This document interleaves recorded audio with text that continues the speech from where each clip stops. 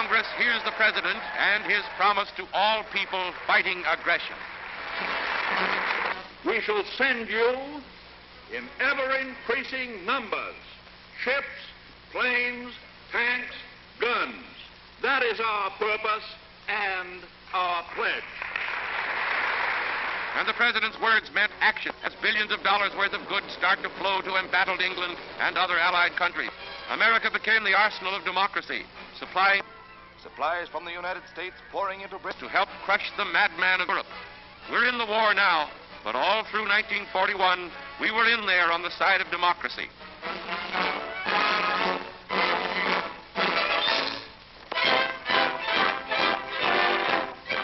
Unprecedented in the annals of the United States was the inauguration of Mr. Roosevelt to his third term. He took office to face the most critical period of our nation's history.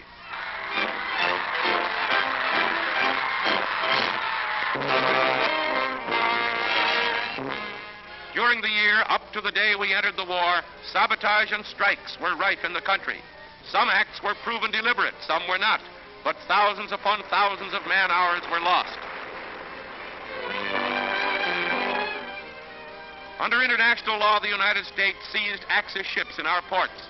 This was to prevent the sabotage of these vessels.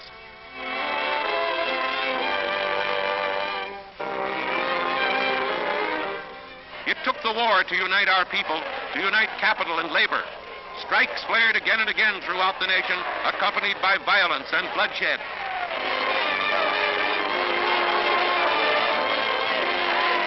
But now, scenes such as these are a thing of the past, for this nation will make a supreme effort to back our armed forces with the weapons they need. This is everybody's war. We're all in this war for victory.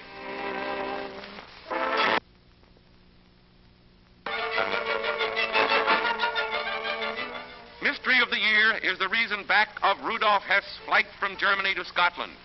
Did he feel the Axis couldn't win? Did he come with peace messages? All this won't be known until the war is over.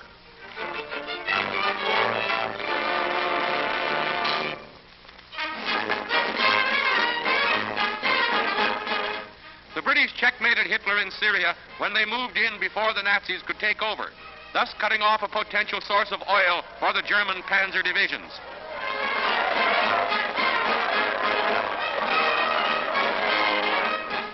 Iran, too, is the same story. The British, with this coup, control almost all of the Middle East oil supply.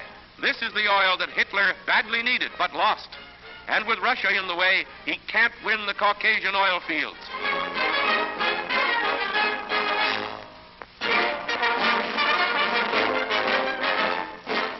America acts to protect the vital North Atlantic sea lanes. American guns and troops in Iceland to ward off Nazi attacks and to guard the strategic shipping lanes over which Lend-Lease supplies are pouring to our allies. Uncle Sam takes the initiative.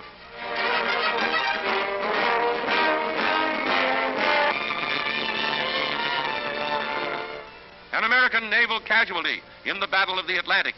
The destroyer Kearney, on convoy duty off Iceland, was hit by a Nazi torpedo. Its rugged construction saved the new type ship, but American sailors lost their lives.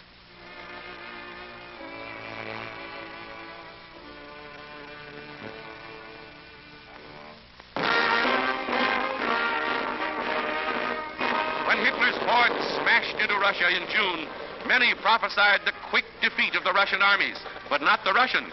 Their heroic defense and their savage counterblows at the end of the year provides new hope for ultimate victory over the Axis powers. Germans retreating in Russia.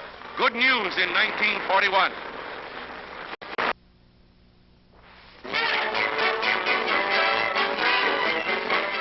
British imperial forces swept through Libya once, but were forced back after smashing Italian armies there.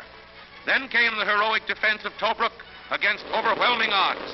Empire forces held out for 9 months at Tobruk, waiting the time, not far distant, when Britain's second offensive begins.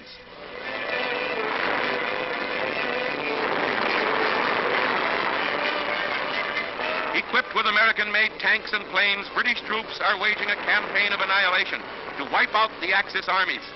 Victory here will bolster the entire Allied position in the Middle East and may thwart any axis thrust across Spain and down the coast of Africa.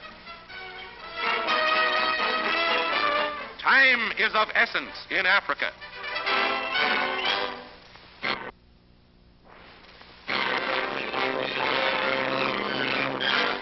The greatest double cross in history. Jap envoys talk peace in Washington. Jap planes, without warning, bring war to America. Our great Pacific outpost in the Hawaiian Islands is ruthlessly bombed as Japan's perfidious declaration of war. Death and destruction unleashed on a nation at peace. On that fateful Sunday morning when this country was extending a friendly hand of conciliation and peace.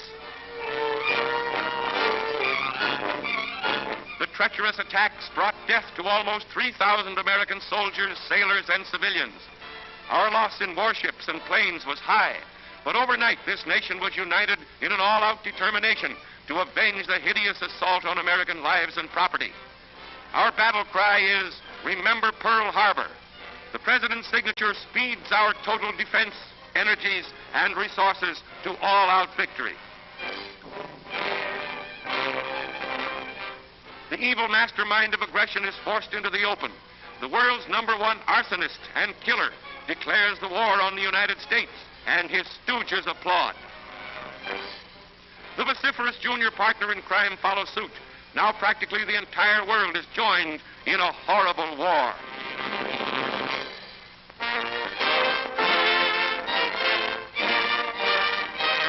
The President bought the first defense bond and set an early example for us all.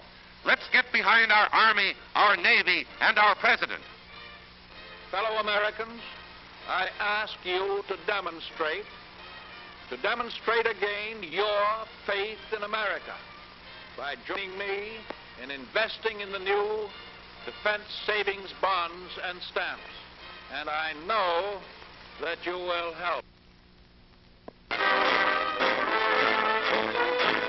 The conquering Lion of Judah became that in fact, as Haile Selassie, with the help of the British, regained his throne in Ethiopia. Thus died the empire hopes of Hitler's stooge, Il Duce.